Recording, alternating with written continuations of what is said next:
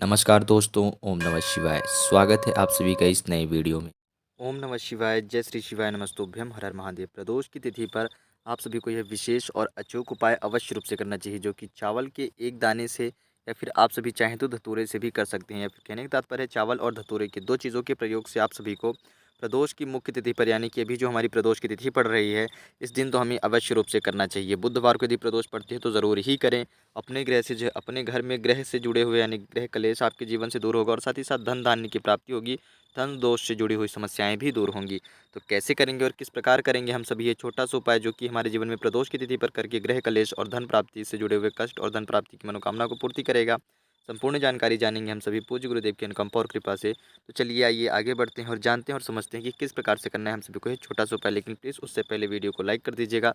यदि आप चैनल पर नए हैं या फिर आपने मेरी आवाज़ पहली बार सुन रहे हैं तो प्लीज़ चैनल को सब्सक्राइब कर लें। देखिए, अब आप सभी को करना क्या है, इस उपाय में मुख्य रूप से आप सभी को 2 चीज़ें लेनी है कि जैसा कि आप देख रहे हैं, आपको लेना है 1 धतूरा। ये भी हम पहले उपाय की बात करते हैं, धतूरे वाले उपाय की।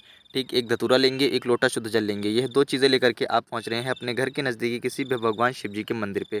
भगवान शिव जी के मंदिर पहुँच कर के आपको साधारण रूप से सबसे पहले भगवान शिव जी का नाम लेते हुए, अपनी इच्छा मनोकामना कहते हुए, यानी कि ग्रह कलेश से जुड़ी हुई आपकी जो भी परेशानी है, जो भी समस्या है, उसके लिए आप प्रार्थना करते हुए भगवान शिव जी से यह जो धतूरा है 3 बार आप भगवान शिव जी का नाम मंत्र जपेंगे। ओम नमः शिवाय, ओम नमः शिवाय, ओम नमः शिवाय। या फिर आप जप सकते हैं श्री शिवाय नमस्तुभ्यम, ओम श्री शिवाय नमस्तुभ्यम, श्री शिवाय नमस्तुभ्यम। इस प्रकार से आप दोनों में से कोई सा भी एक मंत्र जप करके यह जो धतूरा है इसको आप भगवान शिव जी के शिवलिंग पर समर्पित करेंगे।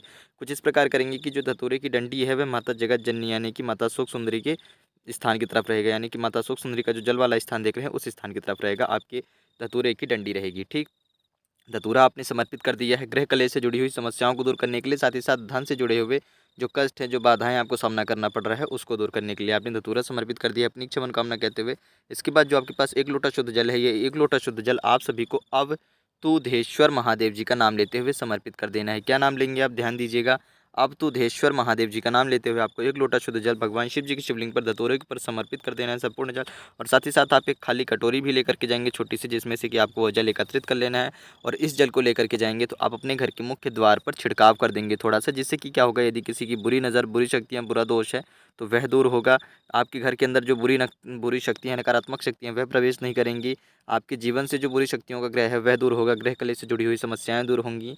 और धन दाने से जुड़े हुए जो कष्ट आपके घर में प्रवेश हो रहे हैं, जिससे कि आपके घर में कोई ना कोई विघ्न बाधाएं बन रही हैं, तो वह भी दूर होंगी। और धन से जुड़े हुए जो दोष हैं वह भी दूर होंगे। तो धन की भी प्राप्ति होगी, धन की स्थिरता आएगी और घर में आपके सुख खुशहाली और शीतलता बनेगी। तो ये छोटा सा उपाय आपको धतूरे वाला कैसे करना था, अब दुधेश्वर महादेव जी का नाम लेकर के हमने समझ लिया। अब हम आगे बढ़ते हैं दूसरे उपाय की ओर, जो कि हमें चावल के प्रयोग से करना है। तो हमारा जो दूसरा उपाय है, इसमें हम क्या करेंगे, चंद्रेश्वर महादेव जी का नाम लेते हुए जो हमारे पास 1 साबुत चावल का दाना रहेगा, वह हम भगवान शिव जी के शिवलिंग पर समर्पित कर देंगे। हमने 1 सावल चावल का दाना चंद्रेश्वर महादेव जी का नाम लेते हुए भगवान शिव जी के शिवलिंग पर समर्पित कर दिया है। ठीक, देखिए प्रदोष काल की तिथि के दिन कर रहे हैं आप सभी ये उपाय, चाहे किसी कोई सा भी दिन हो, आप प्रदोष काल की तिथि पर यह उपाय करते हैं तो प्रदोष काल के समय पे करते हैं तो बहुत ही ज़्यादा उचित और उत्तम रहेगा। परंतु यदि आप प्रदोष काल के समय पे नहीं कर पा रहे हैं, कि आपके आसपास घर के नज़दीकी मंदिरों में जलाभिषेक नहीं करने देते हैं, तो आप सुबह के समय पे भी कर सकते हैं, क्योंकि पूरी की पूरा जो दिन है यानी पूरी तिथि ही प्रदोष की तिथि रहेगी। तो चंद्रेश्वर महादेव जी का नाम लेते हुए आपने भगवान शिव जी के शिवलिंग पर एक चावल का दाना समर्पित कर दिया है, सुख शांति की कामना करते हुए। अब आपके पास जो एक बेलपत्री है, इस एक बेलपत्री को भी आप समर्पित कर देंगे ओम नमः शिवाय या फिर चंद्रेश्वर महादेव जी का ही नाम लेते हुए। ध्यान दीजिएगा, दोनों चीज़ समर्पित करते वक्त आपको 3-3 बार नाम लेना है। जब चावल करा तब 3 बार नाम जप करेंगे चंद्रेश्वर महादेव जी का।